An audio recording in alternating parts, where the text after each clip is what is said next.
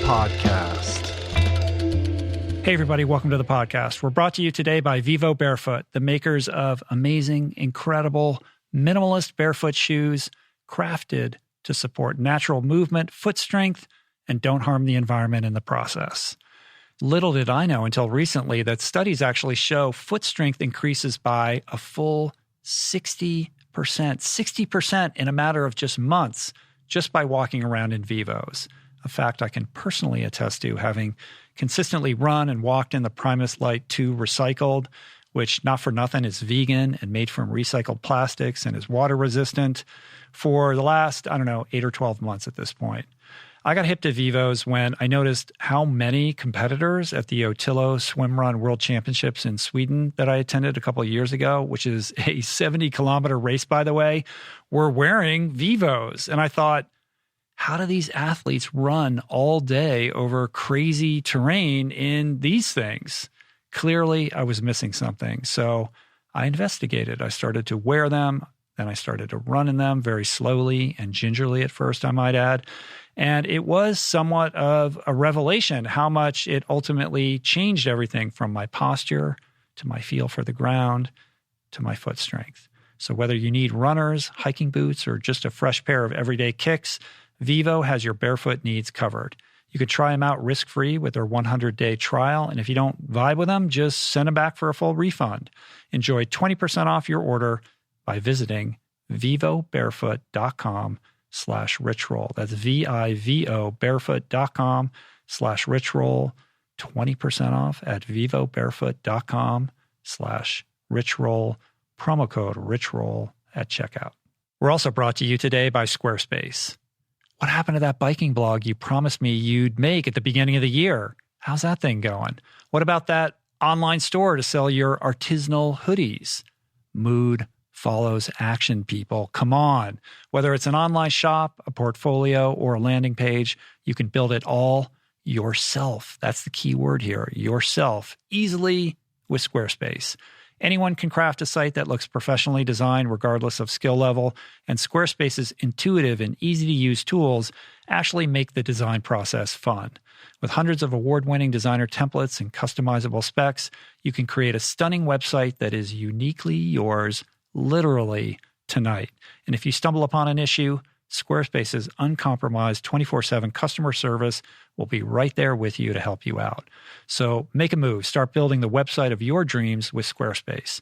Start your free trial site today and get a free domain if you sign up for a year. Just go to squarespace.com/richroll and you'll get 10% off your first purchase if you use the offer code RICHROLL. That's squarespace.com/richroll for 10% off your first purchase. All right, let's do the show. What's up, humanoids? It is I, Rich Roll, in cahoots with one Mr. Skolnick, content creator, Sir Adam Skolnick, here to corrupt your neurochemistry with ideas big and small. Good to be here with all of you. In addition to breaking down sundry matters of interest and perhaps disinterest, yes, we also do a wee bit of show and tell here, a couple wins of the week, and we round it all out by answering some of the questions dropped on our voicemail, which you can ring up at 424-235-4626. Before we dive in, if you're watching at www.youtube.com, have you heard of this thing, YouTube, Adam? I've heard it's the new thing. It's a thing, right? If you add the /Rich Roll, you will arrive at a channel wherein we upload videos directly from this podcast. Take a second to hit subscribe. That would mean a lot. Click that notification bell. It will alert you when a new podcast goes live. Click the like button. And, of course, leave a comment with your thoughts, because that's what we do here. Yes. How you doing, man? Well, Careful how you answer this question. A lot of consternation in the comments. Well, yes, the comments have said, I always respond the same way with, I'm good, man. You do, right? I'm good, man. I'm good. Which makes people think that I'm either doing well or like disingenuous. Or just hanging on, barely hanging on, man. Yeah, I don't know that. I'm good, man. It just feels it's a false flag. First of all, it's grammatically incorrect. I mean, if I can just... I'm well, man. I'm very well, man. Mm-hmm. That doesn't sound as... Who's the man in this sentence? Well, you're the man, Me? Rich. Okay. It's the Rich Roll podcast. All right. So how are you actually doing? I'm actually been living with doubt. How have you been? Don't throw it right back at me without elaborating on that. I've been living with doubt. So I'm in the third draft of this novel that I've been wanting to write for a long time. Mm-hmm. And the entire time of writing it has felt like I'm out of my depth, which is normal, right? Because I'm not... I wrote a novel once previously. This is the third crack. I attempted to write a novel way back in the 90s and convinced myself I sucked and shouldn't be writing a novel. And so I stopped. When in reality, I went back later, several years later, and read the pages, and it was pretty good. And I should have kept going. Mm-hmm. But by then, I wanted to do this other book, finish that. That book is actually how I got Bird to represent Right. our agent. And then For One Breath. For One Breath, Bird level shout out. And then so then One Breath ended up happening, but the novel itself never found a home. It was like one of those almost but not quites. And so then this other novel I've been thinking about since then and just never made the time to do it. And so the quarantine happened and I started to do it. And now I'm on a third pass. I think it's going to be like 10 passes before I give it to anyone to look at. And it just feels like, we've talked about this stuff. It just feels like the imposter syndrome is strong because I'm wading into territory that hasn't been my territory. And even though I've, comfortable writing books now and I'm comfortable with my work, there's things about this that make it a little bit harder for me to really see it. And so I'm just sticking with the process, trusting the process, but I can't say that I'm not living with doubt. Like every day I sit down to do it, it's like I'm wondering if it's any good, which is not abnormal. When I write a story for the New York Times, I feel the same way, the first draft. But. Yeah, and doubt is a kindred cousin of humility on some level. Like if you weren't experiencing doubt, then I would be, prone to believe that you were in your ego. Like how could you not have doubt? Of course you have doubt. It's not a function of doubt. It's allowing the doubt to stop the progress. Right. It's like persevering in the face of doubt, having the courage to continue to show up for the page. Yeah, I think I read a Stephen King interview in the New York Times Magazine some time ago, and he said that's part of what we get paid to do is to not give in to that. Mm-hmm. And so, yeah, I think that's really helpful. So, and in that same interview, he's only had one book where he didn't feel that way about the book the entire time. Right. Because you just assume he sits down and bangs it out. And it's like a work of art, in draft one. Most successful novelist in the history of, I think, in the history of American letters. I think so, in terms of books sold and everything. Probably. And movies made. So anyway, so there's that. But at the same time, I do enjoy the process at times, but it's still a process of getting comfortable with the doubt and living in this fantasy land in my head. So that's how I've been. Good, man. And at the same time, raising a child, which is also the doubt is strong. There's that. The doubt is strong. Yeah. And in between all of that, trying to find some time to slowly saunter down into the sea, adorn your face mask, my full mask, submerge yourself, yes, and do a zone 0 workout. I'm doing either zone 2 runs or zone 0 swims. That's where I live. Did find out. Have you heard of the Malibu artist on Instagram? No. So he's been getting some mainstream media play. He was on the cover of the LA Times. Then he was on the Today Show. He's a drone photographer, and I've talked to him this week because basically he's been posting great drone footage of great white sharks in Malibu, everywhere from Sunset Point up. He hasn't specified where these places are, but like in one video, there are 22 juvenile white sharks within 50 feet of swimmers. Wow. And they have no idea that they're there. And so obviously being someone who swims, I knew Sunset Point was I've seen a white shark breach there. As I was just driving down the highway, and I've seen one breach by Little Doom as well. So I knew that they're there. We've talked about it. I know they're there. But it actually makes me feel a little more comfortable because the sharks are not at all interested in these swimmers whatsoever. But that's one way to look at it. That's how I look at it. So, and I talked to him. He basically has deals with certain landowners who allow him to come on, and he's able to fly the drone.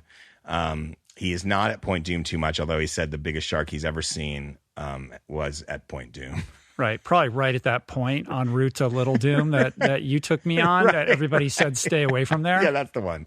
Like a 14-footer or something. Yeah. Oh, my God. Great white? Yeah, they're always white sharks that he's finding, that he's at least putting up. I think he has some orca footage he's going to put up. It's at the Malibu Artist on Instagram. It's cool footage. I mean, he does a good job. And so he got on the Today Show because people are freaking out that there's so many sharks right off the shoreline. Yeah, and because, this is a big year for sharks. So I've talked to one of my a contact, Laura Bodmer, who brought me the story about Travis Rice's snowboarding competition. Mm-hmm. She lives down in San Diego area, North County, and she said that right now Solana Beach, it's like they know about the juvenile white sharks. They're actually seeing them a lot. No one's getting hurt. Is it unusually like an unusually large spawn that occurred? What's happening? Yeah, Why it's is just it that the different? populations are healthy. The marine protected areas are working and the populations are healthy. I think that's part of it. I mean, they're studying it, so I'm not exactly sure if there's anything to why, but this is just what's happening. And so, but so far, like, we haven't had an uptick in attack. Like, it isn't leading anywhere bad. So I don't think there's anything to be worried about. For me, it makes me feel actually more comfortable, to be honest, in some weird counterintuitive way. I don't know if I am processing it in the same way. Well, the Smithsonian just did a story, which we can link to, how great white sharks and all sharks might use magnetics to navigate. Whoa. There was this cool story about some scientists that put a certain breed of shark, bonnethead sharks, I think, in a tank that they wired with copper wires. And they basically took the magnetic coordinates, or whatever it's called. Basically, the Earth is got, iron ore and all sorts of metals and heavy metals. And that's what the core of those metals, they think sharks are using to get from point A to point B. As a navigation tool or something. And they proved it with this tank by wiring wires and, putting readouts like that would be the magnetic draw from their home versus the magnetic draw from away. And they managed to swim in the direction of the proper magnetic draw. And yeah, it's because the great white sharks go out into the middle of the ocean for something to a place called the Great White Cafe or something like that scientists call it. And they have this huge congregation. It's like Burning Man for white sharks in the middle of the ocean. And everyone tried to figure out, how do they get there, know to go there, and then know where they're going to go home. And they think it's magnetic readouts. Right. There's some kind of beacon in the core of the Earth. Yes. That's luring them to this one place. That's wild. Isn't that cool? Yeah. So maybe right now it's being... Only white sharks? No, they think all sharks. They think hammerheads. They think they're thinking all sharks. But this particular experiment only proves it with this one small subset near Key West. It makes you wonder whether that's applicable for other species as well, like bird migration patterns. Like how do these animals that travel vast distances and always find their way home figure that out? Even cats, like sea turtles. A buddy of mine took his cat camping in Mammoth, and he was living in Santa Monica at the time. Took his cat to Mammoth. The cat ran off in the middle of the night camping. They had to leave. They couldn't find the cat. They figured the cat was dead, like got eaten by a coyote or something. 2 weeks later, the cat walks in his front door. No way. I swear to God. For people that don't know, Mammoth is a couple hundred miles away. Yes. How is that possible? I don't know. It didn't have a tag with an address on or anything? No, the cat was all fucked up. It was like it had gone on a weird odyssey. It found its way home from Mammoth. Pippin the cat. Shout out. I feel like that Pippin's no should longer be with us. a Pixar movie. That's unbelievable. The Odyssey starring Pippin the cat. All right. Well, we're off to a banger of a start here with the podcast. I like it so far. Yeah. How are you, Rich? I'm good. I'm rocking my Taco Vega t-shirt. So talk to me about Taco Vega. I've never even heard about it. You got to go to Taco Vega, man. I know. It's the new spot in Los Angeles. Taco Vega is a plant-based Mexican-themed restaurant in Los Angeles. It's right on Fairfax, like a block or two south of Melrose. So kind of right in the heart of this. For people that don't know, that strip of Fairfax is like where Canter's Deli is. And there's all these like hypebeast stores like Supreme and Rip and Dip. So a lot of kids in that neighborhood. And it's really high-end, but affordable, like really creative Mexican food by my friend chef owner Jared Simons, who's a super cool guy. He's also coached by Chris Houth. Oh, really? Yeah. He's an Ironman athlete. Now he's focusing on ultra running. Really colorful, interesting, sweet guy that I've known over the years. So I've been a frequent visitor of Taco Vega over the last, I think I've been like 5 times in the last month. I love it. Fantastic. So if you're in Los Angeles, drop in, say hello to Jared, tell him that we sent you. He's really a great chef. Interesting story about that he reminded me of that I forgot about when I saw him the other day. Jared actually catered a wedding at our house a couple of years ago. We sometimes rent our house out for weddings for friends. And this wedding was our friend Maddie Serpico, shout out to Maddie, who is she's a Canadian former triathlete, vegan, and she got married to Griff Whalen, who's been on the podcast back in the early days, a former Stanford, NFL, Indianapolis Colts, kind of journeyman wide receiver who's also vegan, friend of the podcast. They got married at our house, and Griff's groomsmen were all like gigantic humans who have played in the NFL or at Stanford, including Andrew Luck, who was like his best man. Like, so Andrew Luck is like Griff's best friend from college. Okay. And they played together in the pros for a while. Right. So Andrew Luck was like at my house, playing with my boys and throwing a football around and like, amazing. And I wasn't there. I was out of town. Shout out Andrew Luck. I did not. I was unable to seize the opportunity to meet Andrew Luck, although he did visit my home. One day he's going to be telling the time that he threw the football around with the rock stars. I don't think so. I don't think that's ever occurred to him. But he's welcome. Yet. He's welcome back at my home anytime. He's also welcome to drop in on the podcast if he ever wants to share his story. Yeah. It would be cool. What a great athlete. Switching gears a little bit, I've been chastised in the comments section to stop being mean to you. Really? Yeah. To me? I think because I was beating up on you a little bit about the face mask, the snorkel mask. That was tongue in cheek. That's what I thought. Yeah. Am I being mean? You could tell me. Right now? It's all in love. Wait a second. Yeah. Wait, am I having an intervention? If I'm being too mean to you, I want you to tell me. You know what? I think everyone needs to stop being offended by almost everything. Thank you. Yeah. So I have not at all thought you've been mean to me. We're trying to entertain people. The fact is, trying. I don't know if we're succeeding. We're trying. The fact is, I wear a mask when I'm swimming. It is off-putting. When I showed up at Catalina to do the swim run, there was one guy wearing a mask. Most people had goggles. Right. I had the mask. And that was your moment to kind of learn a little bit about how the ecosystem works. Apparently it was not effective though in getting you to change your habit. No, but this affinity for I do think it defies logic. I don't understand your illogical, irrational attachment to your snorkel mask. It's not called a snorkel mask. I don't know what it's called. Listen, I'm not going to. But it has no place. It has no place in a swim run lineup. Correct. So the reason is because the etymology of the mask is that I was wearing those bigger kind of open water goggles for a while. Mm-hmm. And then we started to do more diving on our swims westward to Point Doom. And then I got into this free diving, kind of looking into free diving as a journalist, and started doing that story in the book. And pretty quickly I was told that no, you can't free dive with goggles because you can't equalize goggles. You can't fill the space. So if you go too deep, your eyeballs are going to bulge and it's going to be, you could break a blood vessel and you could have problems. And so you have to have something that you can let a little air out through your nose to equalize that small space. And the lower profile you have, the better you can equalize that. Because if you have too much space, like a scuba diving mask, you can't fill that space. So, with limited, unless you have a big tank on your back. And so they all used for training this particular kind of free dive mask. I get it. That's the reason. Sure. But here's the thing.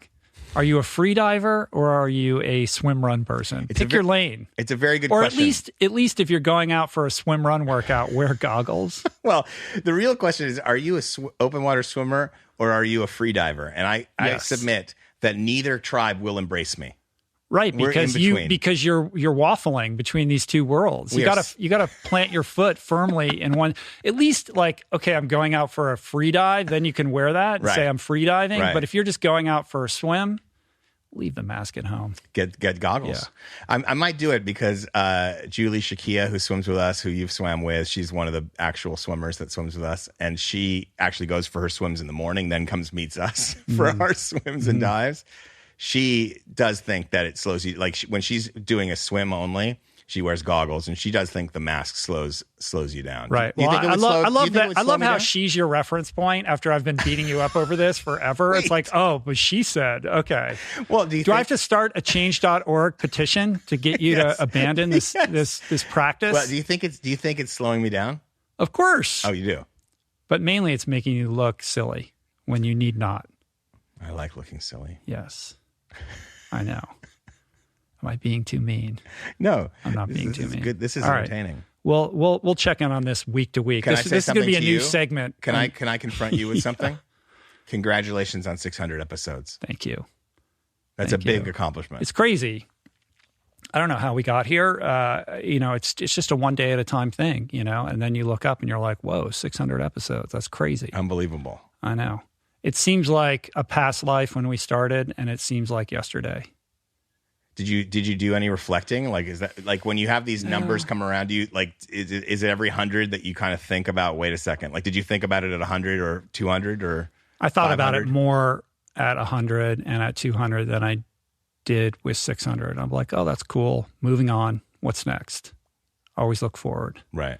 It's great. I think it's important to pause and celebrate that a little bit, but I don't dwell on these things. I remember early on in the show when we would hit certain benchmarks, like when we hit our first 1 million downloads or whatever it was, I would make a big deal out of it. And now it's just like, yeah, it's cool. Let's keep going. Nice. So I don't spend a lot of time reflecting on that because it's not really about that. Right. It's just about being in the process of doing it. Just creating content. So that's right. You know this now as a content creator. Yes. Sir Adam Skolnick. That's what I've become now? I'm a content creator? You are a content creator. That's good. Because then... It's a weird thing, though, because especially as an author and a writer and a journalist, it's like content seems like a step down. It's but not... We are in a content creator economy now. Yeah. I mean, I think that less people are reading books, which is a true thing. But then again, and that was reflected in the fact that 92% of all books released in the last year and a half or something sold less than 10,000 copies. And most of but books actually sold very well. Yeah, but books are selling great. But it's known quantity books. It's like 3-year-old, 5-year-old books or, big name But I authors.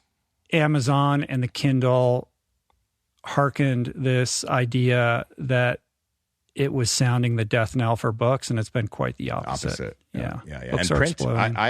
Audiobooks are off the chain. And audiobooks are great. I do listen to audiobooks, and I read print books. I had a Kindle that I used a lot when I was traveling so many months out of the year. It just became easier, but it's collected a lot of dust. Yeah. I like the hard copy, and I like the audiobooks. Same. But 600, it's great.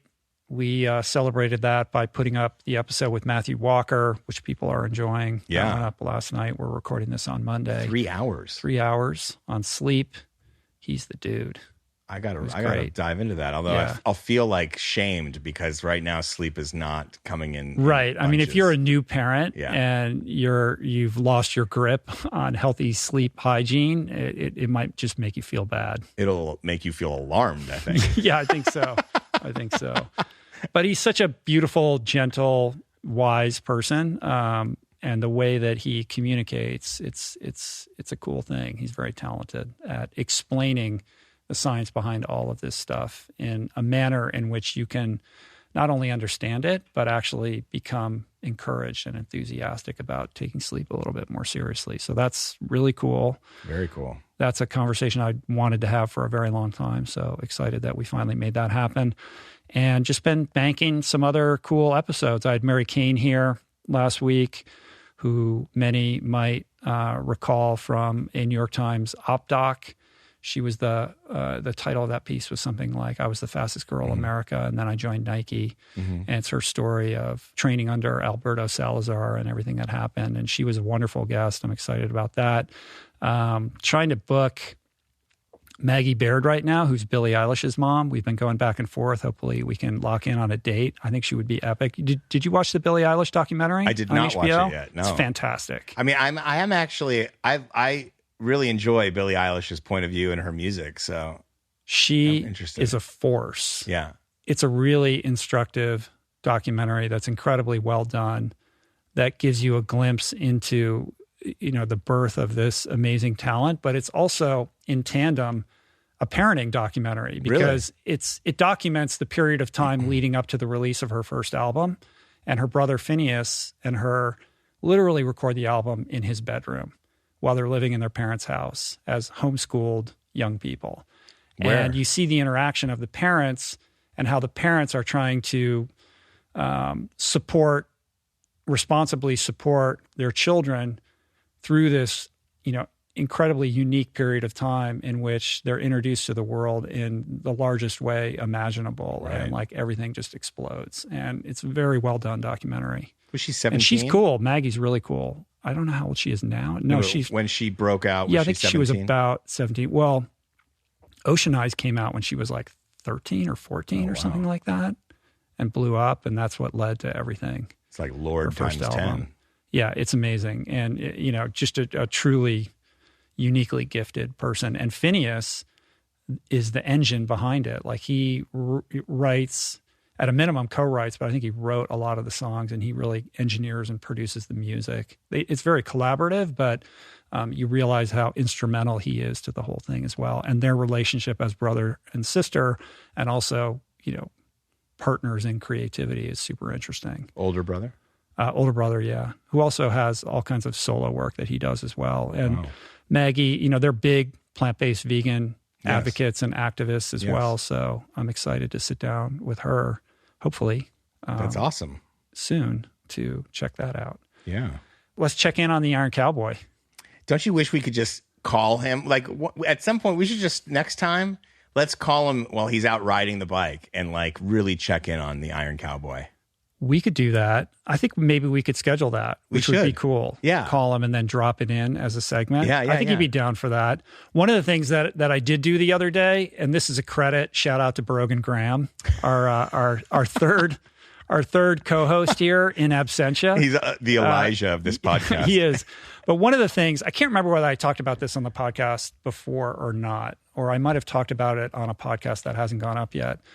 But one of the amazing things about Brogan that's kind of an outgrowth of his predisposition towards extrovertism is, in addition to being like just the most outgoing person you're ever going to meet, he has a practice of connecting with friends by texting them what he calls short films. So video messages essentially, but he would berate me for that title. They're short films. They are short films. And he will every single day send me a little short film of him checking in. And they're usually well staged with props and all kinds of stuff that have a story arc to them and kind of end with, something prolific or poignant. And I've adopted this practice and started doing it. Like I started sending short films to other friends of mine, and it's kind of a cool way in an age in which we don't write letters anymore, which is another thing Brogan does. He sends letters out on an old typewriter, which is another cool practice. That is cool. But to connect with friends, like, it's that thing where you haven't talked to somebody for a long time. You're like, do I have 40 minutes to call them? And then you don't. And then the phone gets really heavy. This way you can send a short film, check in with them. There's no expectation that they need to get back to you, but you're demonstrating that you're thinking about them, or, you have something you want to impart. And it's kind of a cool, unique thing that I think more people should do. So I started doing it more. You and I are on a group text with Brogan, so you've been doing that with him. So I sent one of these to the Iron Cowboy last week, just wishing him well, which, he got back to me. It's cool. So I think he would be down for a call. I think that would be great. He's got to be on his bike right now, right? Still probably. On his bike? Or are we wrapping let's see. It's almost 1:00 here in LA. He's probably finishing his ride. Today is in about 30 minutes. Day 71 today. We're recording on Monday. This goes up on Thursday, so we're on day 71. He seems to be in very good spirits. He's doing great. It's like I feel like he rounded a corner and he's smiling and laughing and joking with people and in a really good spot. It's unbelievable. Physiologically, I wonder what's happening to him. Unbelievable. 70 Ironmans into this thing, and he's 70 just rocking. in a row, one after another. No break. No break. No day off. No break for Mother's Day. No. There was one day I think it was last week, his daughters were going to prom. So he stopped for a photo and like wished them well, like saw his daughters off to prom during T2 in between his bike and his marathon. That's hilarious. And it seems like more and more people are congregating to join him. And I love, in the video that I sent to him, I said, there's two things that I really love and appreciate about how he's conducting himself through this whole thing. The first is just the participatory nature of this, and we've talked about this before. Yeah. It's a very inclusive thing. Like, he's really engendered a lot of community around what he's doing. All comers are welcome. He makes them feel welcome. It's not like, hey, I'm over here, stay away from me. It's like we're all in this together kind of vibe. And then at the conclusion of every marathon, every evening, everybody kind of surrounds him in a circle, and he gives a little impromptu speech, and he recognizes certain people who came out to join him. I think his son did the marathon 70 with him. He recognized him, or people that fly in from out of town. My friend Chris Gillibo flew in from Portland to do a day with him. Like, people are coming from all over to get a taste of this. And the fact that he, in his exhaustion, still takes that moment to recognize them, I think is really special. And it speaks to, fundamentally his good character. Unbelievable. Do you feel like, because he's doing like 15 to 16 minute mile marathons, like, do you feel like he's doing like walk 5 minutes, run 5 minutes? I think he's pretty much walking the whole way. Walking fast. And I believe he said, look, I wish I could run. I think that his ankles or whatever's going on with his hips or whatever, he's unable to run. So he's literally just walking, so that, people should know. It's like, yeah, ideally he would be running all these marathons. Right. But he's like, I think he's a very good walker in that when you develop that skill, you can walk quite a bit faster than people realize. Yeah. And probably faster than an easy jog, and certainly faster than the Ironman shuffle. But I think it's pretty much a brisk walk at this point every day. Right. Which takes him like over 6 hours, I think. That's crazy. I mean, it's amazing. And, speaking of his ethics and his charisma, you wanted to talk about the fact that the Ironman was triathlon governing body. Yeah. Was coming at him and how he responds to that. I mean, he's to be in the midst of this and have to deal with that, and then to deal with it in a way that still is. He could have been so much more bent out of shape, and he really wasn't. He was just like, he put his foot down, though. He did. He made no bones about where he stands on this whole thing. So we should explain. Yeah. He got into a beef with Ironman. Ironman sent him essentially a cease and desist letter, indicating that because there's a lot of press now that's occurring around what he's doing, CNN and all these newspapers are covering what he's doing, and apparently in some of these pieces, they're saying that he's doing 100 Ironmans. Right. Ironman is a trademark of the WTC. They're very protective, and they police that trademark pretty rigorously. So he gets this email, basically says, look, all this press is covering you. They're calling what you're doing 100 Ironmans. Just so we're clear, Ironman is a protected mark that we own and control. Please refrain from using that, and please let them know that they can't use that. Right. And he's like, he screen grabbed it. He shared it on Instagram, and his caption was essentially like, I don't have time for this. Like, what are you talking? Like, you got a problem with the press outlets? Go contact them. I'm out here breaking world records every single day. And by the way, like, I'm doing more for your brand than anybody, raising awareness around this thing. Yeah. And you're coming at me? Like, I'm done with you. Yeah. And by the way, you owe me like $4,000 for unrefunded race entry fees and things like that. Like, he just basically slapped him across the face. He did, but in a way that was like kind of, I think, positive for what he's doing. He's like, sure. He's like, he's not going to take shit, but he wasn't, it wasn't whiny. It was just straight up, like sometimes that could be, you could come off worse. And I thought that he did. Yeah. I thought his statement was fantastic. Yeah. And I think in a broader way, it speaks to the ills of the corporatization of multisport. You know, come on, Ironman. Like a bunch of lawyers had to like write this letter. Right. It's causing a backlash in reverse of what they're trying to do, which is to engender support for their brand, right? And that was James's point, is that, look, you say you're all about inclusion and you're about inspiration, and I'm out here trying to do both of those things, and you're telling me to stop or to do it differently? Like, how dare you? Like, I'm done with you. Right. It's you have to wonder who is like in charge of writing that letter. Like, who's there was some C-suite person who just called up the general counsel's department at the organization and said, "Look, we gotta clear this up." And then that's how it lands. Come on, it landed poorly. Very tone deaf from the Ironman, the WTC.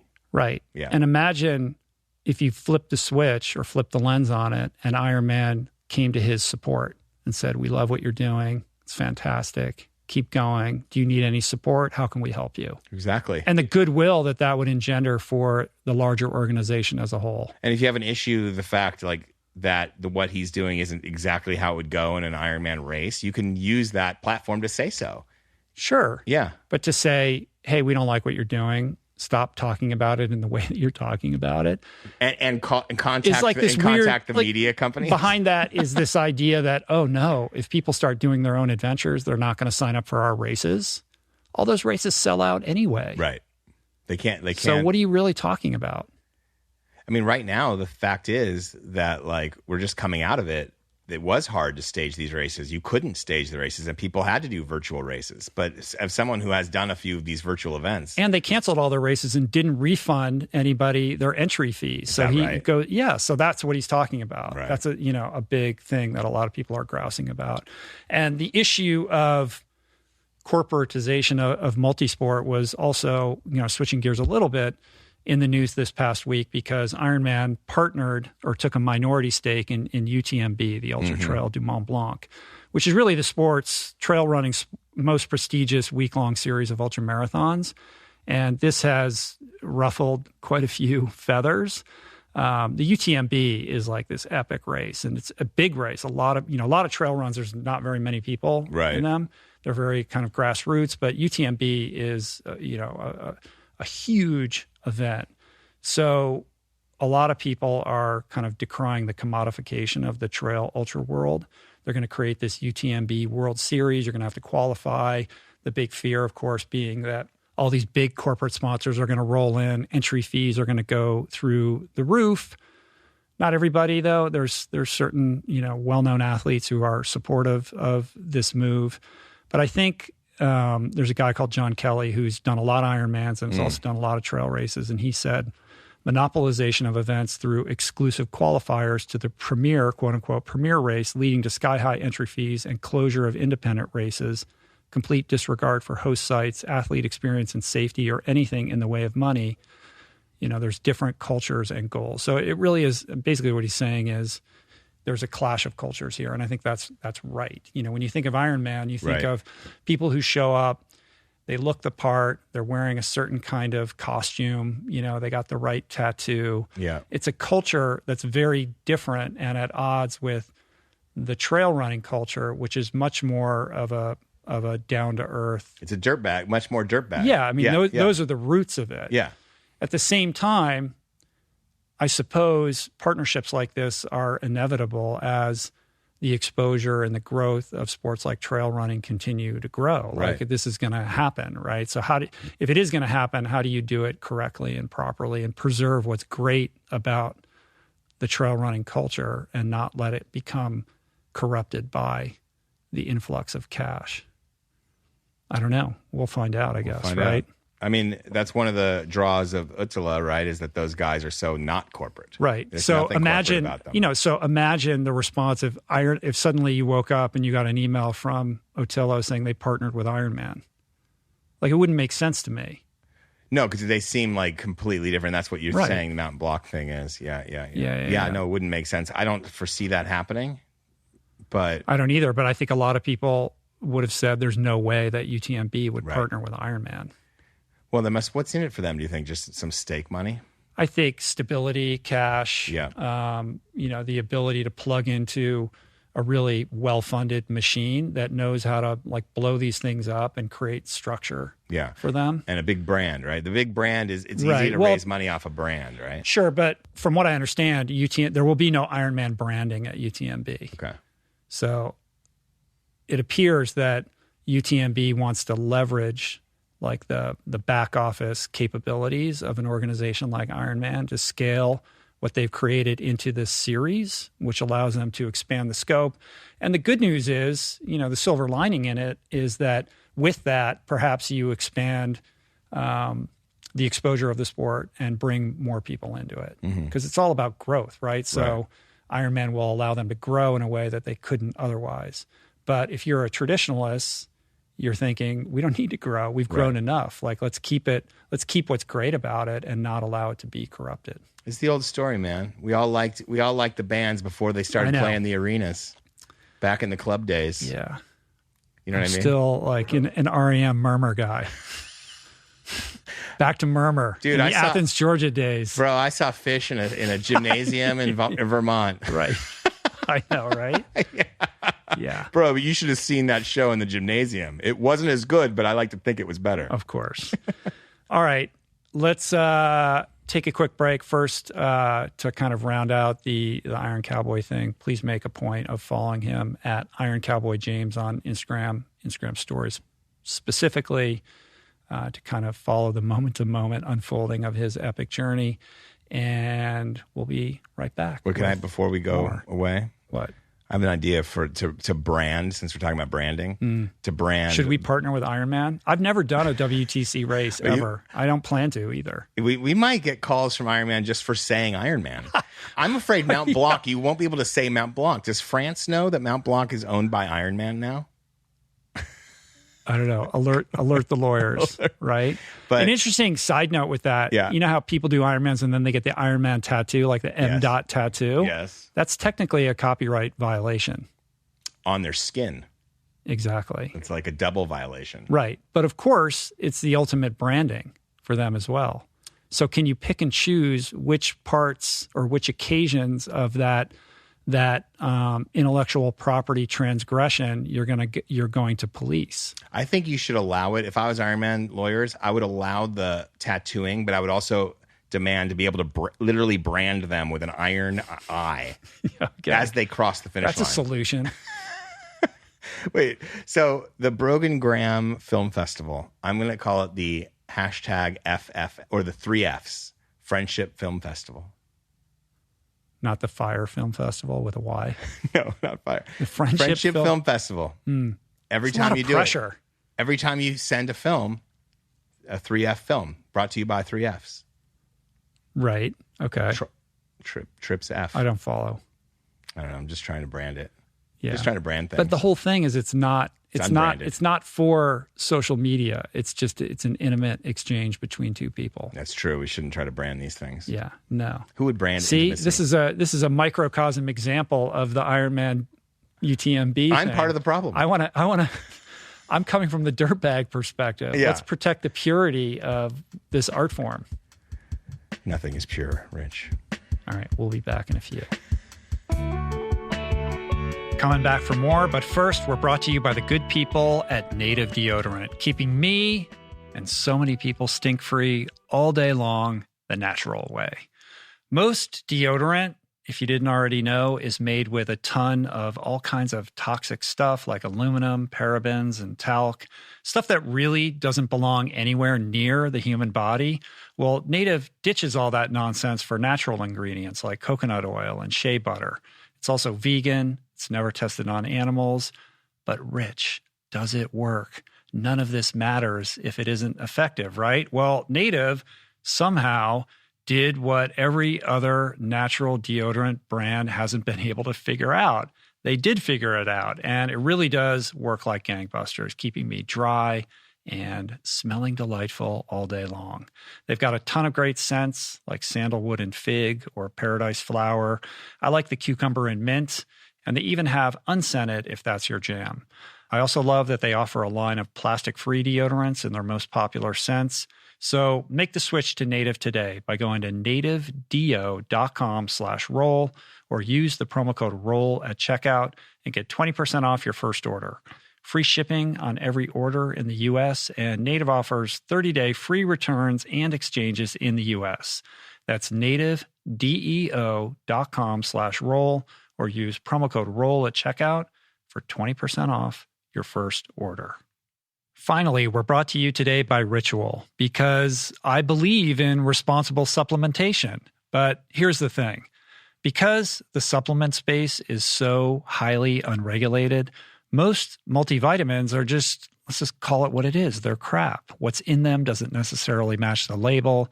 The nutrients aren't bioavailable. And they're packed with a bunch of terrible artificial nonsense that personally I don't want any part of, like animal byproducts and gelatin. But Ritual reimagined the multivitamin with a clean, vegan-friendly formula focused not on carpet bombing your body with overkill you don't actually need and can't adequately absorb, but instead by focusing on the key nutrients needed to fill typical diet gaps, and then delivering it all in a delayed release capsule that eliminates stomach upset and promotes optimal nutrient absorption. With specific formulas for women, men, and teens, Ritual multivitamins are also scientifically developed to help support different life stages.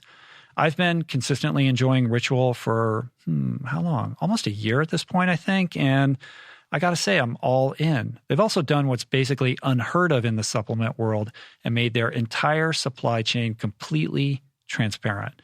So you'll always know where your nutrients come from. You deserve to know what's in your multivitamin, people. Get key nutrients without the BS. And right now, Ritual is offering my listeners 10% off your first 3 months. All you got to do is visit ritual.com/richroll to start your ritual today. That's Ritual, RITUAL.com/richroll.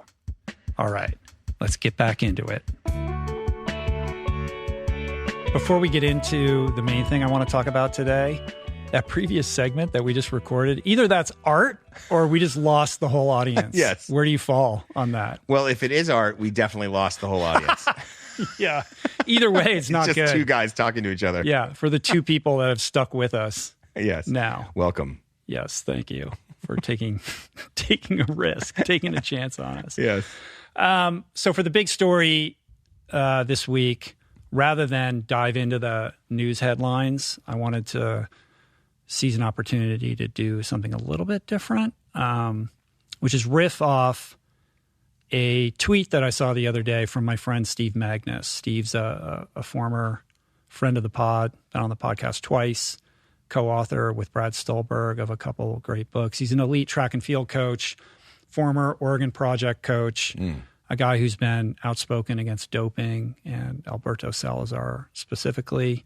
And he's just a source of wisdom on Twitter. And he tweeted something that stuck with me because it resonates with something I think about a lot. And his tweet goes like this: there's a reason athletes have off seasons. After intense stress, you need time to mentally and physically recover. Periodize your life. Know when it's time to grind and when you need to back off and recover. I think it's a simple statement, but I think it's also profound, this idea of periodizing not just your training, but also your life. Like everything has a season. Yeah. And when I look at you, Adam, I see somebody who's trained for hard things, who's done hard things, but I'm not sure you've ever engaged in a proper training protocol that involved periodization. Maybe periodization has come up from time to time in former roll-ons, but are you familiar with the concept of periodized training? No. You're not at all. No. No? No. But I haven't, you say I've done hard things. I mean, I haven't trained for like ultra distance events or even, But periodization is a tried and true approach to training for it doesn't have to be an ultra distance thing. If you're doing Olympic triathlons, if you're training for a marathon, if you're training for any kind of physical feat or endurance challenge, periodization is a way of structuring how you create your schedule going forward. So let's say you have a year to prepare for a race, Yep. a really big race. It's on the calendar. You look at the end date and you're like, okay, that day's coming. Here I am 365 days beforehand. How am I going to best prepare so that on that race day, I'm at my absolute peak to perform to my capabilities? And the way you do that is you break down your training into certain blocks. You have this build phase, and then you back off, and then you go a little bit harder, and then you back off again, and then you increase again, and then maybe you take 2 weeks of really easy training. Like you build in periods of time mindfully that allow your body to recover. And this can happen quarterly, it can happen monthly, it happens weekly, it happens daily. So there's the macro and the micro that gets built into all of this so that you are breaking your body down, but not blind to the fact that you've got to allow your body to build itself back up so that you can then approach your training as a stronger, fitter athlete to take it, to the next level, to break through certain plateaus. And knowing when to back off and how to back off and for how long to back off is both an art and a science. Yeah. And I've had my best years as an athlete, my best performances when I've really taken periodization to heart and followed the direction of my coach, Chris South. When I was a swimmer, there was no periodization. We just went in and we hammered every single day.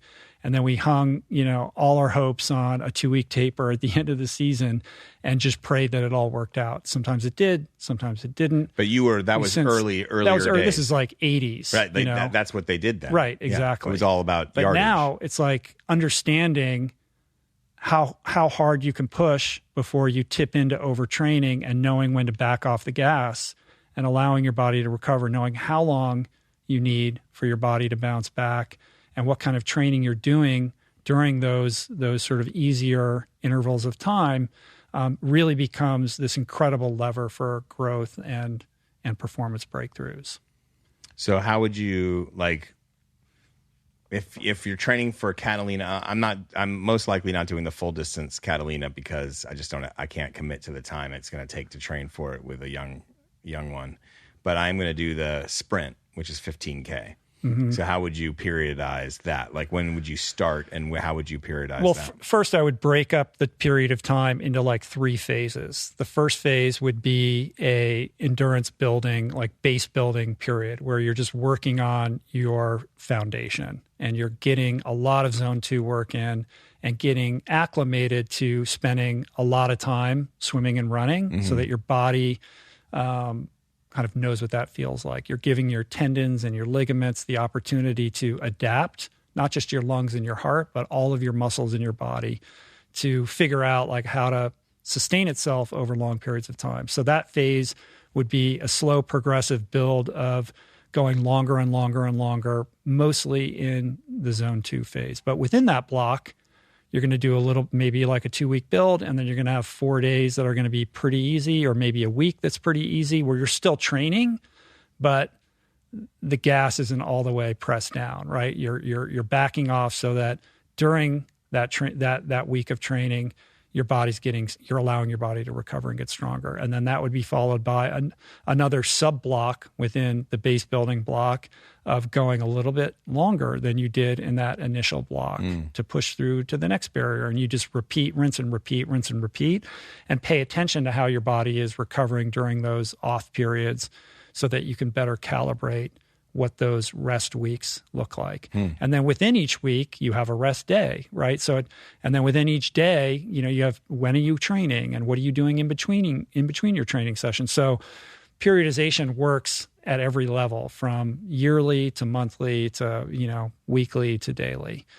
Then your second phase would be more of a strength and speed building phase where you're going to be doing more tempo work interspersed with continuing to increase your volume over zone 2, but you're going to choose moments where you're going to have really hard kind of zone 3, zone 4, zone 5 efforts in there to get used to the idea that you experience when you're doing a swim run, which is that you're always changing gears. You're ramping up your heart rate. It's coming back down. It's going back. It's not like an Ironman or a marathon where you get into, you rev up to a certain speed and you hold it as long as you can. A swim run, you're constantly switching back and forth. So it would be more focused on getting your heart and your lungs and your muscles acclimated to heart rate spikes and getting fit enough so that your heart rate comes back down pretty expeditiously. Right. The third phase would be race specific. Then you're going to start sort of training in the spirit of what the race is and trying to mimic what that experience is like. And you'll have 6-week blocks usually? Well, it depends on how much time you have. Okay. You know what I mean? Like we could spend 4 hours trying to figure out exactly what to do. And this is an ideal situation. This isn't necessarily, the protocol for the time crunched dad of a baby who only has, who's not going to be able to train every single day. But basically, I just wanted to lay that out in the most general terms to help people understand what periodization looks like. Can we build in a period for me to hunch over my computer and type with 2 fingers? Yes, okay. We can. There's room for all of it. That's what I do between training sessions. But I think the broader point here and why I wanted to talk about this, given that I've learned a lot about the wisdom of periodizing endurance training, is that it's so applicable in every other area of life. And it goes back to ancient wisdom. It's like, eat with the seasons, live by the seasons. Why do I feel so sluggish and tired in the colder, darker months? It's because you're hardwired for that, right? Like, well, it so brings back rather to than Matt Walker, how we were wired for when the sun went down. We all slept for like that whole period of time, or like close to it, and we've come so far from that, so that there's so many kind of overlays, right? And now we're in this hustle porn culture where if your output isn't like insane and you're not grinding 24/7 and staying up all night and pulling all-nighters and on your hustle, there's something wrong with you. Right. Such that when you have a fallow moment and you want to rest, or you're like, I just don't have it today, you feel guilty, or you beat yourself up, or you have this sense that you're falling behind. And I think that sensibility, that mentality, that mindset is anathema to long-term success. I think we need to understand that we're all built for periods of great productivity. But if you want to sustain that over the long period of time, you have to periodize that. You have to periodize your career. You have to periodize your creative output. You have to periodize essentially everything that you do. And the more mindful you can be to make sure that you're incorporating fallow periods, to coin Bonnie Choi's article, which we're going to talk about.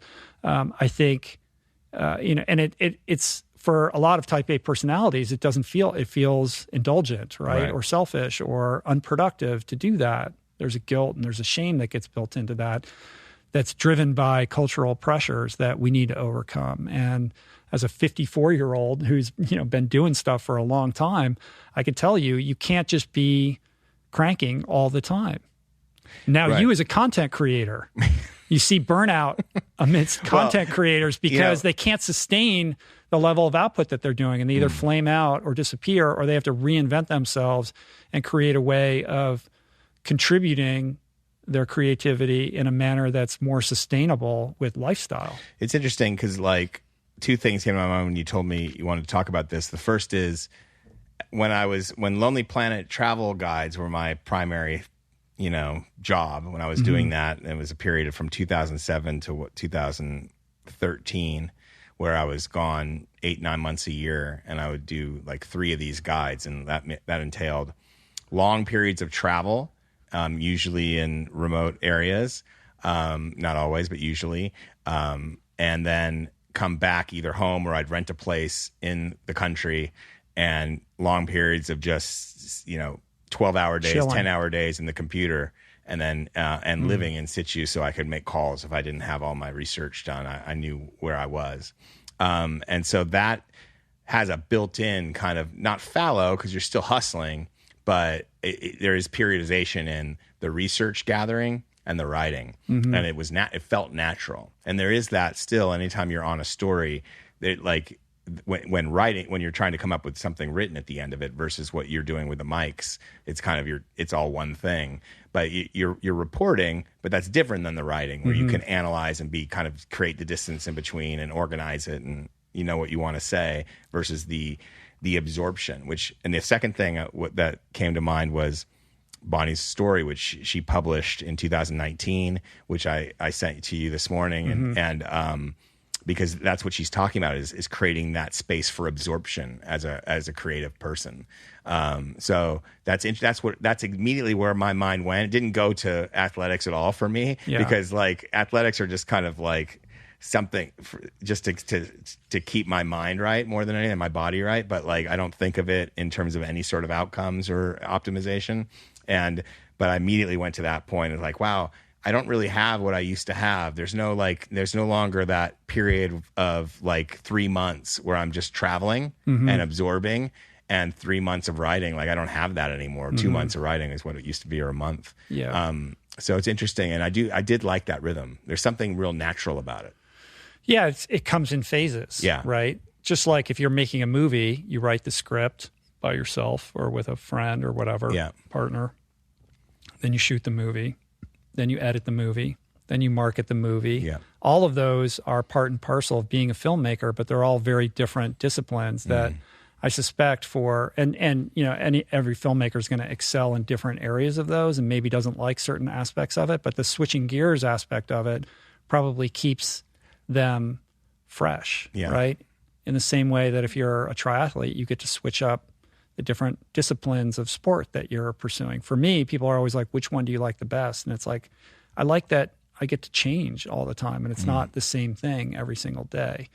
But I think on top of that is this idea of, you know, to kind of hearken to this idea of absorbing. Like, that's where it gets tricky for people. Like, look, a lot of people, they don't have the luxury of like, I'm going to kick back and absorb my life. But if you're trying to express something, if you're a creative person, you have to live your life in order to have something to say. You can't just be writing all the time, because you're going to run out of things to write about if you're not living, right? So you have to live your life.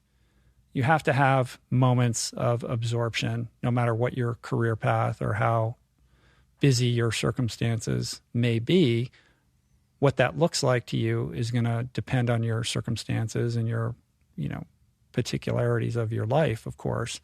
But I think just being mindful of that and trying to find ways, even within your day, in a given day, to ruminate or do nothing and not feel guilty about it, right? Right. There's that thing like, stand-up comics are people that just don't like to, you know, like people that don't like to wake up in the morning, you know, and like are lazy, like become stand-up comics. And it's like, what does that guy do? He just does nothing. He wakes up at noon and he like goes and gets a sandwich and like wanders around and then it's like, what is that person's, you know, what's driving that person? But they're overlooking the fact that the brain is working all the time. So there's observation, there's synthesis, there's absorption, all of those things are occurring. And we shouldn't be so quick to judge how a certain human operates.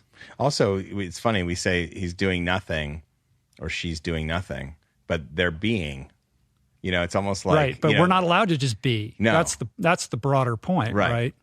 I mean, there is a certain element of like, I think you get to a certain point where you have to be able to afford to be, but everyone has that. Like, I don't care what your job is, there's going to be pressures and we often fill that space of doing nothing with absorbing other people's content. Like most people, I think, absorb it through television or Netflix or YouTube or whatever, you know, myself included.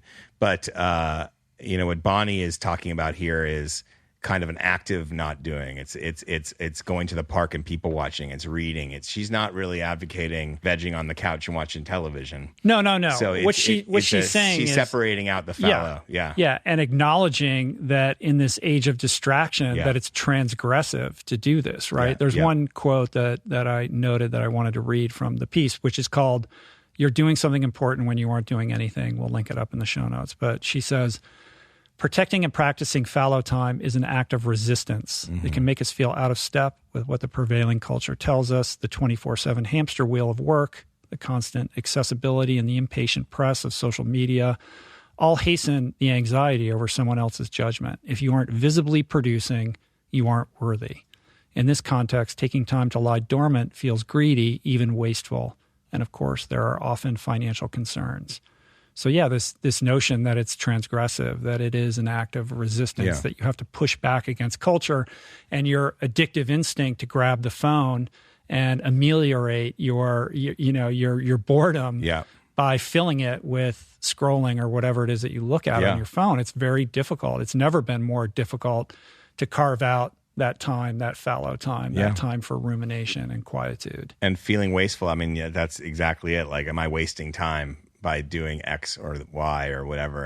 And that's one thing that I think adventuring, which is what I consider swimming and running these days for me. It's like these mini adventures that allows me to clear my head in a way. That's a fallow time within a day for me. But it's not, though, because I'm still trying to get something done.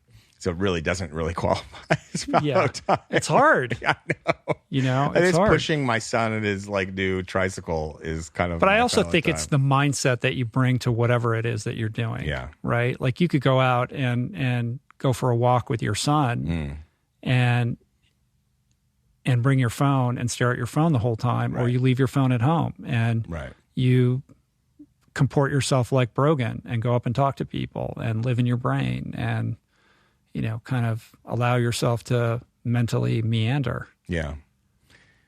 Which, we've been watching Mad Men because April had never seen Mad Men. So I'm rewatching the whole series. We're in season 6 now. And that's something, for all of Don Draper's many faults, although he is gifted too. One thing that we love about Don is his willingness to nap at any time of day or night. He is a world-class napper. But when you're boozing that hard, I don't see any other way around it. Like, when you're hammering 4 Manhattans at lunch, a nap is in your immediate future. And nobody loves a matinee more than Don Draper on a work day. That's true. And so but that's exactly what he's doing, though. He calls that absorption. He would be fully in on this. Right. Like the absorption state. He didn't care when people worked. Well, he doesn't. You never see him in front of a whiteboard mapping out his strategy for, brand X. No. He kind of comes up with his ideas sua sponte, like very extemporaneously in the meeting. Yeah. I am more like the Peggy Olson, sweating it out, like trying to hammer at it, figure it out. I'm not the Don Draper matinee genius. That's funny. Does it hold up? I bet it holds up pretty good, right? There was one episode where they had to do a trigger warning, though. Because really? Yeah. Even though it takes place in the 60s. One? It was when Roger sang in blackface. Oh. And they did a trigger warning. Yeah, Roger not that politically correct, that guy. Politically incorrect. Well, remember they were early in the first season was 1960, and they were all on Nixon's side. Mm-hmm. I remember that. Yeah. I remember that because they were considering getting into campaign marketing. They repped Nixon, but Nixon wouldn't, the campaign wasn't listening to him. All right. I think we got off track here. Yes. Did we cover the periodization of your life? Tell me about your life, periodizing. Where are you in your periodization journey, and what's the most successful? Great at it. What's the most successful you've ever been at it? Well, one thing I've done is to build in this month every year where I take off, which is new. I've done it twice, but I intend to do that every year. I think travel for me is a big aspect of that in terms of rejuvenating me and exposing me to new people and new places. I find that to be very nourishing. Like your Big Island. And when I went to Australia, but even when pre-COVID, there'd be speaking things, and I would get to go to all these cool places. And for me, that really reboots my system. So COVID's been challenging just to be at home and sit with my thoughts. No doubt. And I struggle with adopting the appropriate healthy mindset around leveraging that appropriately. But I think at the same time, we have to be gentle on ourselves, not to kind of beat a dead horse, but it's been a really hard year for everybody. Yes. And I think a fallow year for everybody in a way that we wouldn't have chosen or didn't expect. That's true. So being gentle on ourselves, I think, is part of that idea of periodizing your life. Like, this was a fallow year. Rather than live in regret or frustration or resentment over it, while we're still kind of in it, how can we develop a better, healthier mindset around this experience? How can we learn from it? How can we use it for that kind of internal journey that will help improve our lives as we move forward in other areas? I miss the travel a lot, especially lately. And we were even thinking about jumping on a plane here in May and trying to get to Hawaii for 10 days or something, but are opting against it just to let this second wave, wherever it is, kind of chill out, and then or third wave, and then see where we're at. But we're definitely feeling travel is how we all reset in certain ways, adventure, that kind of thing. You kind of pull yourself out of who you are, and you can be in a totally different state of being, and then come back. And it's the best way to go fallow, I think. It's the best way to observe. But you can do that in our daily life here, and we should all do more of that. I think from the athletics perspective, one thing that I think about when you're talking about off seasons is a great example of that is the current NBA season, in that they had the shortest off season in the history of the league, because they had to, if you remember, they had to move everything and put it in a bubble in Orlando, to do the playoffs and everything else after they'd shut down in March. I think they moved, I forget when it was in the late summer. I don't think it wrapped until like September or October. I can't remember offhand. I think October. And then the thought was, usually the season starts again like the end of October. And so the thought was they were probably not going to start again until after the new year. But they actually launched with something like less than 3 months off. And I remember LeBron James being very outspoken about it, because he spends $1 million a year on his body. He's so he knows all about this. Like, he periodizes to get peak for the playoffs. And this NBA season has been one of the worst in terms of major athletes coming down with injuries. Yeah, LeBron injuries. Included. And so it's interesting that that's what I think about. Like, it does make a big difference when you're in the elite level too, especially, right? Yeah, 100%. But I think in terms of the everyday individual, thinking about the pandemic and thinking about how to move forward, so much of it is about acceptance too. It's like when an athlete's injured and they're frustrated that they can't train, or they're falling behind, or what is this going to mean in terms of the big race that I'm training for?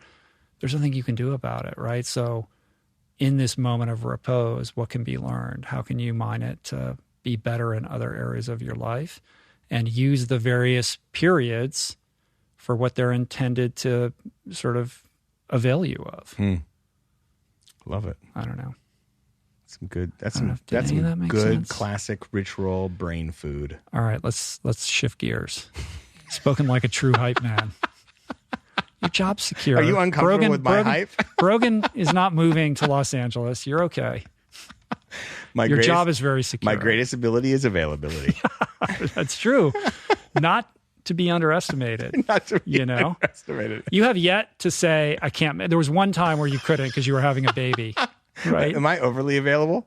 No, you're appropriately available. I'm appropriately available. Yeah. You don't want to be inappropriately available. No. No, because then you're reeking of need. Yeah. Like, don't you have anything else going on? All right, let's move on. Yes. We're going to do a little, it's not really show and tell. I'm just going to note a few things. I did want to say. It's tell. Yeah, it's tell. No show. To everybody who left a comment on the YouTube channel and subscribed in response to the 10,000 distance kit giveaway, thank you. We reached out to 5 people, got addresses, and we'll be shipping those out shortly. So you have that to look forward to. We'll be doing more giveaways. Again, I'm developing some new stuff with 10,000 that I'm pretty excited about. So I'll be sharing more about that as the weeks and months unfold.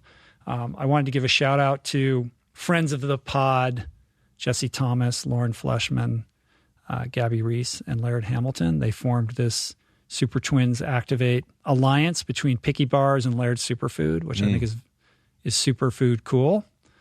It's the first time 2 husband and wife teams, all 4 of them, have been on the podcast and went off and merged their companies. So I feel emotionally attached to this in an illogical way. So the companies are merged. I don't know if it's a part or if it was I don't know if Laird's Superfood acquired Picky Bars. It's some kind of alliance, some form of merger. I don't know the specifics of the business points on how it all worked out. But happy for all involved. I'm a believer in the Laird, that coconut creamer for the powdered coffee.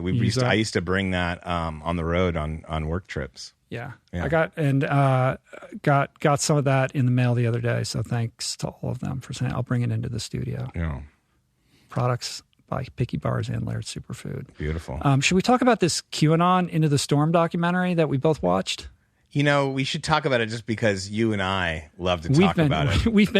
We love talking about QAnon, and we've been talking about it forever. Yes. And this documentary kind of came and went. We both watched it. It never felt like the appropriate time to discuss it. I don't want to belabor it too long, but I thought it was worth noting. If people haven't seen it, it's on HBO Max right now. How many episodes is it? 4 or 5, something like that? No, 6? I think it's 6. Yeah. Let me check. It's pretty interesting. Yeah. Docu-series written and directed by this guy, Cullen Hoback. Yep. That goes into not so much the implications of the QAnon movement, but really the people behind it. Yep. For those that have been living under a rock and don't know what QAnon is the far-right conspiracy theory alleging that a secret cabal of Satan-worshiping cannibalistic pedophiles is running a global child sex trafficking ring. Yes. And plotted against former U.S. President Donald Trump while he was in office. Q drops cryptic, what would you call them, missives? Yes. On 8chan, Yes. which is this horrible website. Started on 4chan, moved to 8chan. Moved to 8chan. Yeah. 8chan notable for not just QAnon, but kind of being the message board for Gamergate and Pizzagate. Yep. And this docuseries, Cullen goes to visit the people behind 8chan, which Right. was this website started by this guy, Fred Brennan, created 8chan, who, what is the nature of his disorder? He's in a wheelchair. He was born with some sort of brittle bone syndrome. Right. And It's a congenital. So he couldn't Right. develop right, and he couldn't go out and play, and he was confined to kind of like a Mr. Glass, in that movie. But it involved some sort of malformations Right. of his limbs, and so he basically, the way for him to become a full-blooded person, which he talked about on Rabbit Hole, and he talks about even more so in this, and is to have this online presence. He was able to be a top dog online, Right, kind of. right, Yeah. right. It became his real life, Yeah. essentially, was being lived online. Yeah. And he really understands the internet in a very profound way. He creates 8chan, grows 8chan to a certain point, and then basically is, I guess, verging on bankruptcy or just couldn't figure out how to keep it going. There was a moment where the traffic was too much, and he didn't have the resources to be able Sustain to keep it up. Right. And that's how he, I think, partnered with these guys. Yeah, so he ends up hooking up with this guy, Ron Watkins, and his son, Jim Watkins, who are... No, Jim's the father. Or Jim's the father, yeah, Jim Watkins, who Jim ends up actually acquiring 8chan from Fred. Fred relocates to Manila, where Ron and Jim are operating. Yep. And through the docuseries, you get a glimpse into kind of the back office of 8chan. Yes. And it's rather illuminating and disturbing to actually see, Yes. to see the how the sausage is made with this whole thing. Which you kind of hint going into the series, I didn't know if I had to watch it because I'd listened to Rabbit Hole, and Rabbit Hole was so good at kind of implying that the Watkins most likely had something to be if they weren't Q, they knew who it was, but you kind of thought it was one of them. Not originally, but they co-opted.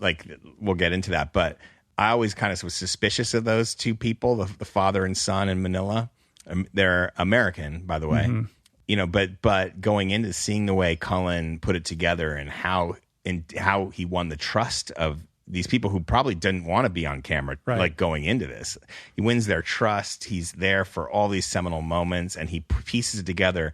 It's really brilliant, and I think completely revealing about this father and son megalomania kind of internet company that just, I still can't wrap my head around the motive. Well, Hoback is a fly on the wall. He never passes judgment on these subjects throughout the movie. So on some level, he's engendered their trust. And who knows what he told them about the purpose of this film that he was making. We don't know. Right. But on some level, they're all very comfortable having him around to document this. And essentially, for months and months, it's like a true crime story. He's trying to solve the riddle of who is QAnon. And along the way, He interviews a lot of these QAnon YouTube people and pundits, et cetera.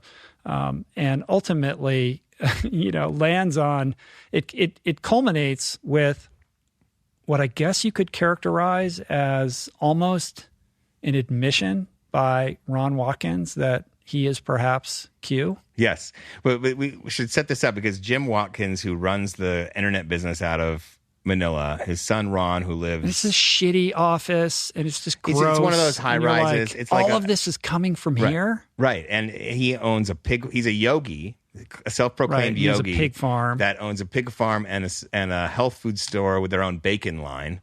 Yeah.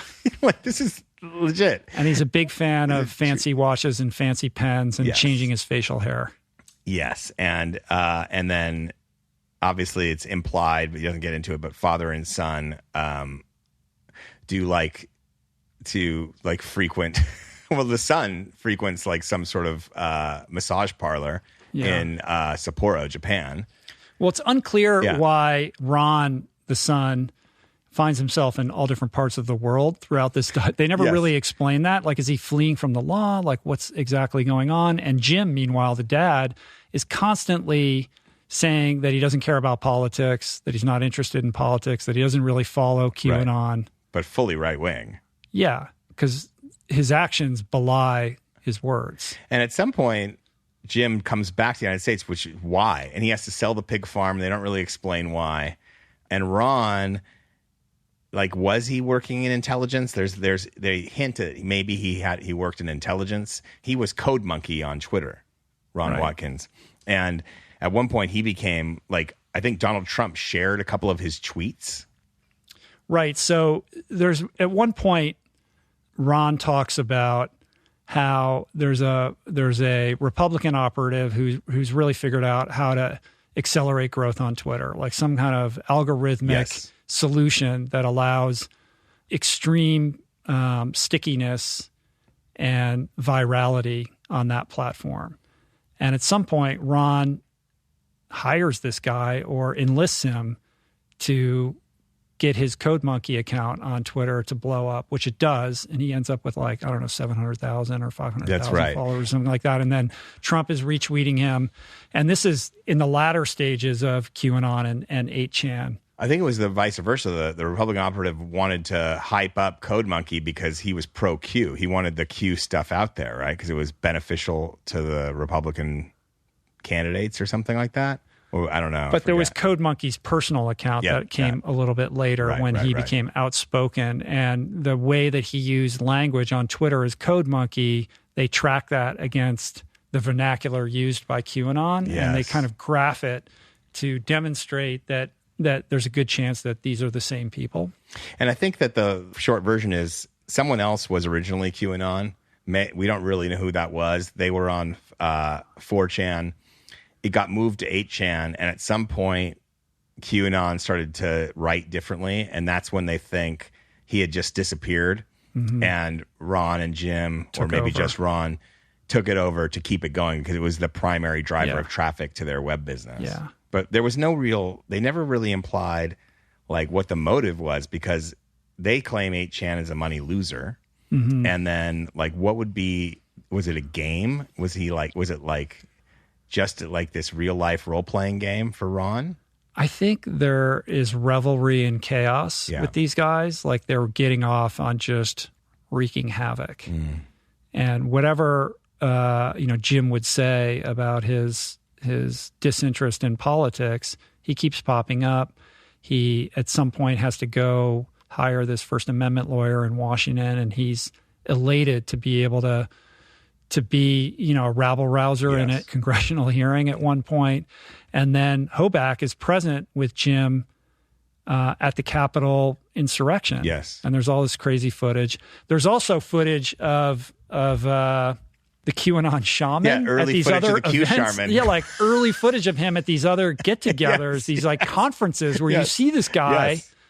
I think it was at well an in Arizona advance. Council meeting or something, and he comes so in it's with fascinating his for horns. that alone. Yeah. And meanwhile, Fred Brennan, who created 8chan, starts to distance himself from the whole thing and becomes kind of a contrarian voice, calling Ron and Jim to the mat on their behavior and sets about trying to get 8chan, which later becomes 8kun, dismantled. Yeah, and we don't want to get into all the spoilers, but because watching Fred's journey is actually riveting, and to me, like, there was so much great footage that kind of like he connects this up to like all the way back early internet kind of stories. Like every episode, I'd say critically the first episode, if you watch the first episode and feel disjointed and kind of your head spinning, I felt like the first episode was weak in that it tried to cover too much and it was like way disjointed. But the subsequent episodes, I think, are really well crafted. He has this. When it talks about free speech, he pulls up the KKK march in Illinois in the 70s that the ACLU sued to allow to happen because it was, the idea was get speech out there in public. I thought that was an interesting story. The Skokie Nazis. Yeah, Skokie Nazis. And then the heaviest footage to me was not, they used the New Yorker footage with the Capitol riot, but to me the heaviest footage was the Christchurch killer, the guy that went and shot people in a mosque. I think 30 or something. I forget how many died completely. It was like 30 or 40. And you see him. Remember, he live streamed this. This was something that was live streamed, and it was on 8chan. People were watching Facebook. Ron was. Yeah, no, the Christchurch killer. Oh, the killer was live streamed, but then it was hosted on 8chan. It was on Facebook where he was live streaming, and 8chan was the comments were on 8chan where people were watching it and commenting, and you don't see. There's a little bit of blood. You see all the way up when he's driving like as if he's just whistling, driving to work. It's the sketchiest, it's the scariest moment I think I've seen some crazy stuff that is out there like of these crimes that we've all heard of. I've never seen anything that was as chilling as that to me. Yeah. Yeah. It's horrific. Yeah. It's horrific. And then to hear Ron and Jim, refuse to accept any responsibility for proliferating this kind of But content. that's what happened. That was the nadir of 8chan. That's why it has to be called 8kun now. Right. Because at that point, that was it. Like once that happened, and then right after that was the synagogue shooting in San Diego, and that was the end of 8chan. Right. Yeah. So it would have been nice if the series delved a little bit more deeply into the implications of all of this. It really is just a story of following these guys around and trying to understand why they were doing what they were doing. Yes. Being these chaos agents. And we don't really get answers to that. No, it's just an offbeat tech story, but with real world implications. And unfortunately, I think what you're getting at, the unsatisfying conclusion, is really just that they wanted to fuck with everybody, and like we all had to live through it. And that's really, a difficult nihilistic pill to swallow. It's a tough one. At the end of the day, after everything that's happened, it was like there's no. It wasn't motivated by ideology or money. They didn't get paid out of this. Yeah. None of them are making they're losing money on this whole thing. Right. So what was the purpose? Like it was purposeless entertainment for a few people and torture for everybody else. Yeah. All right. Enough said on that. But you should watch it. Yeah, you should check it out. It's on HBO Max, QAnon Into the Storm. Yeah. What else you got for me? I have something to show. This is the new Rachel Kushner collection, The Hard Crowd. It's essays from 2000 to 2020. Rachel Kushner is one of my 3 favorite writers currently working, along with Michael Chabon and Colson Whitehead, who are obviously both Pulitzer Prize winners. Kushner has previous novels, Flamethrowers, which is a spectacular book about 1970s motorcycles and the art scene in New York and the socialist uprising in Italy in the 70s. Telex from Cuba is about kind of this mining town, company town in Cuba, American owned, right before the Cuban Revolution, which is a spectacular read. And Mars Room is about a women's prison.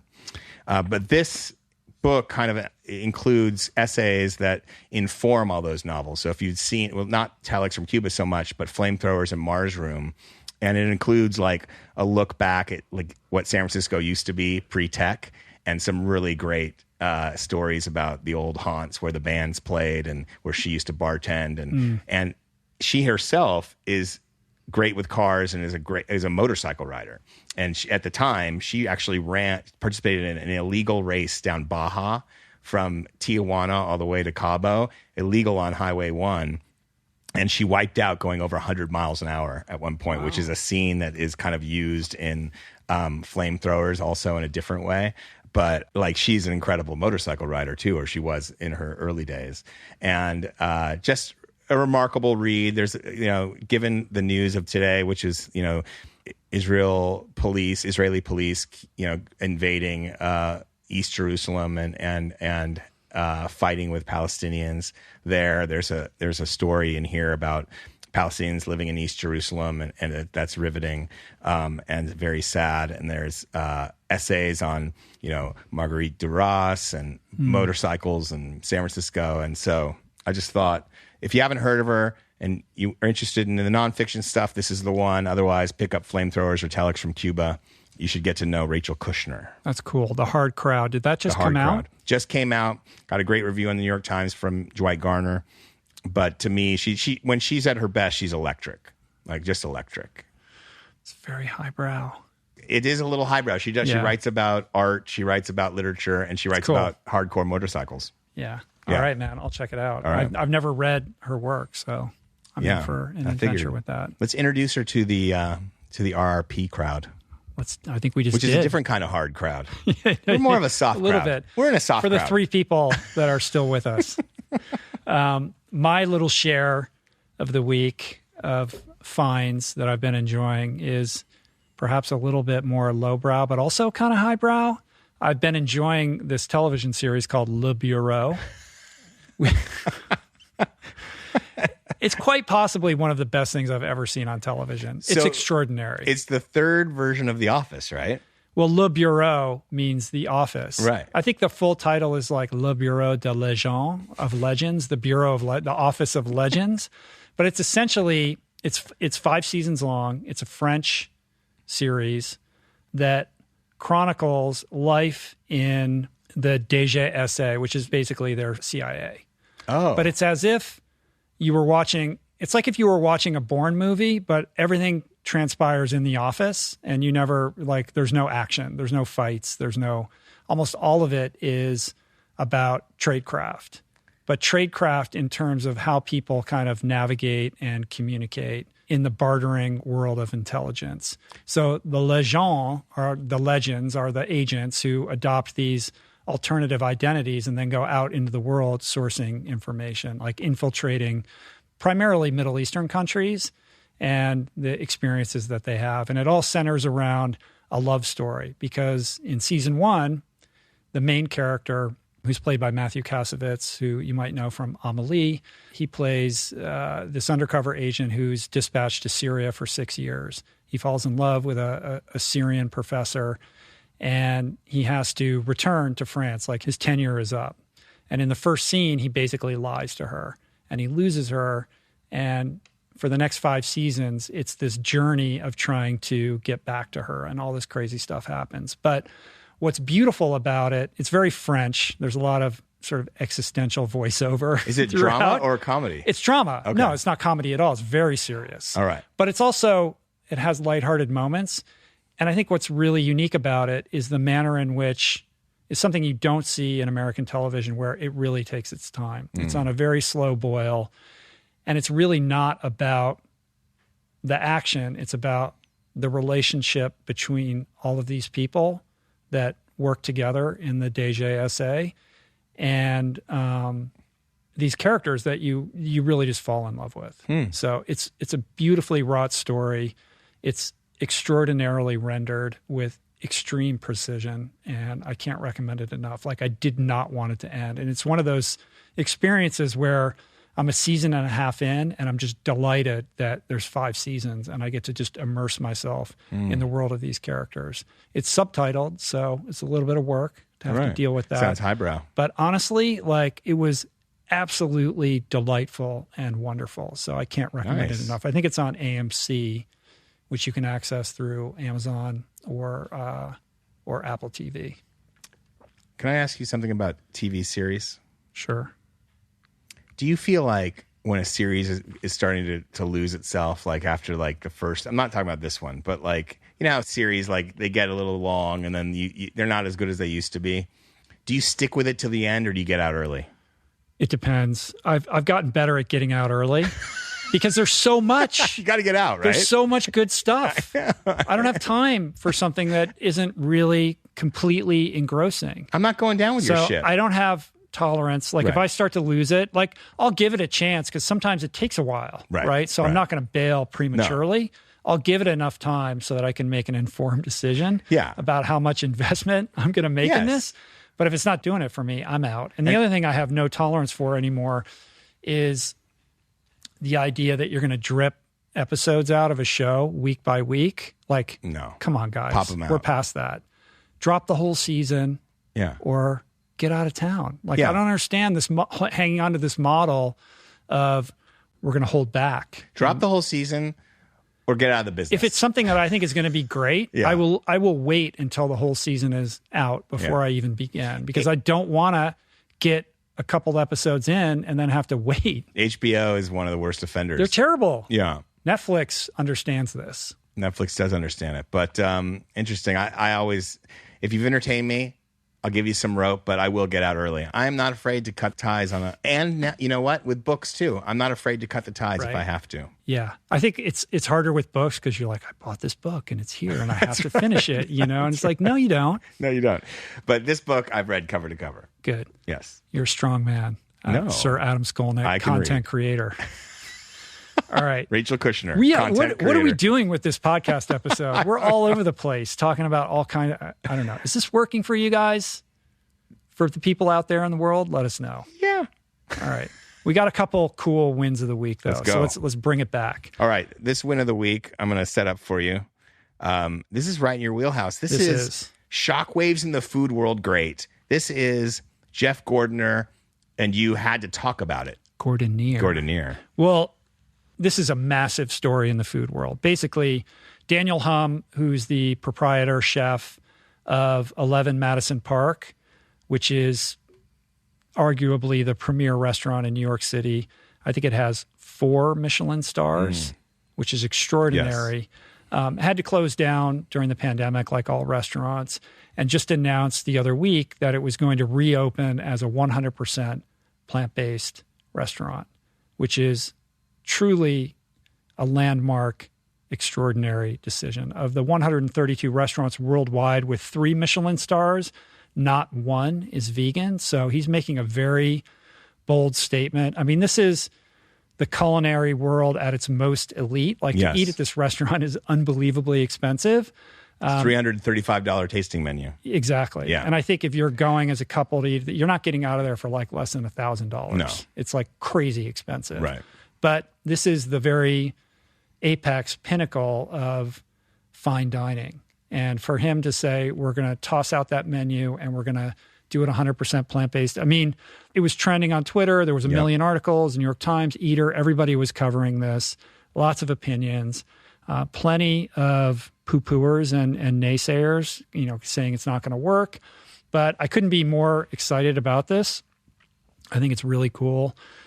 Jeff Gordiner immediately texted me and says, he's like, he's covered Daniel for Esquire, so he knows him. And you're linking to that story, right? It's an incredible profile, the Esquire profile that he wrote. Yeah.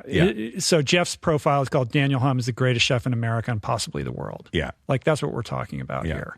An amazing profile by Jeff, who's obviously a wonderful, beautiful writer. But Jeff gave me his email address and he's like, you got to get in touch with him right away. Like this is hot. So I cold emailed Daniel Hum, expecting like there's a 10% chance this guy's going to get back to me in the middle of this media firestorm. Yeah. But he got right back to me and he's like, I want to do the podcast, but I want you to eat at the restaurant first. Yeah. So I'm like, adventure, here we come. Yeah, that's right. I go to New York. I want to eat at this restaurant. I want to get him on the podcast. Yeah. I want to hear the whole story.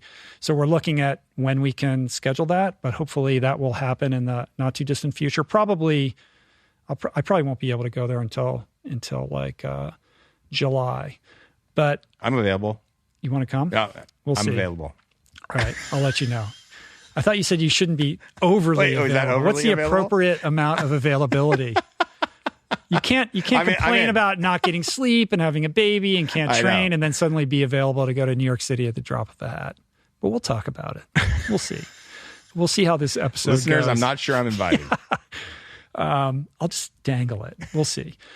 What's also cool about Daniel is that this guy was almost a pro cyclist, like a very accomplished cyclist. He was sub-pro. He was looking at a pro career. He could have gone pro. That was available to him, I believe. Okay. But he made a decision. He recognized, like, listen, I'm never going to be at the highest level of this. Right. And he started pursuing an alternative career. He's like one of those people great at a lot of things. Isn't he a 3-hour marathoner? He's a very good marathon runner. I believe in 2008, he ran 2:51 in the New York Marathon. I don't know if he runs it every year. He's run it a bunch of times.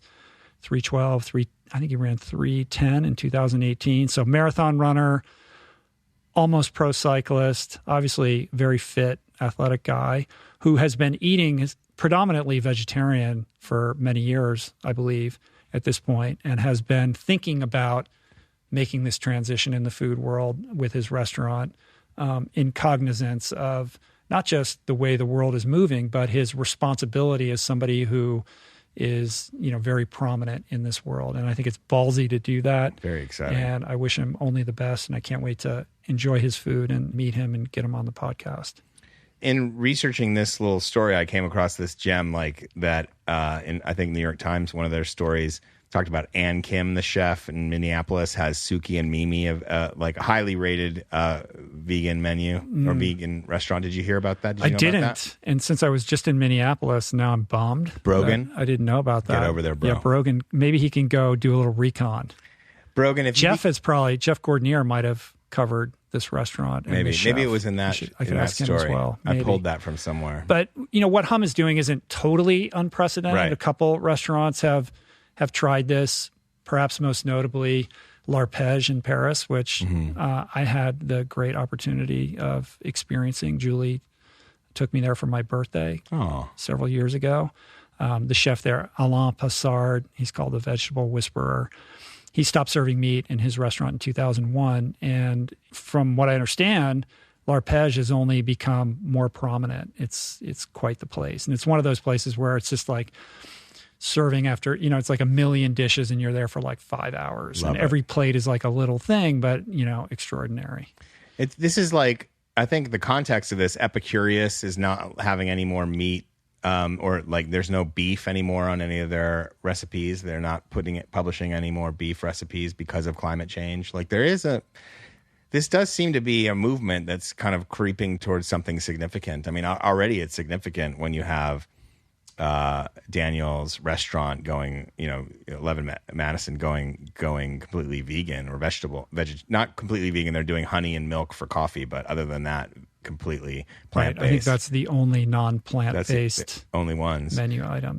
But he hasn't revealed the actual menu yet. Yeah. But like it is a major thing when you're talking about huge. It's a there's a symbolically context here. It's massive. Yeah.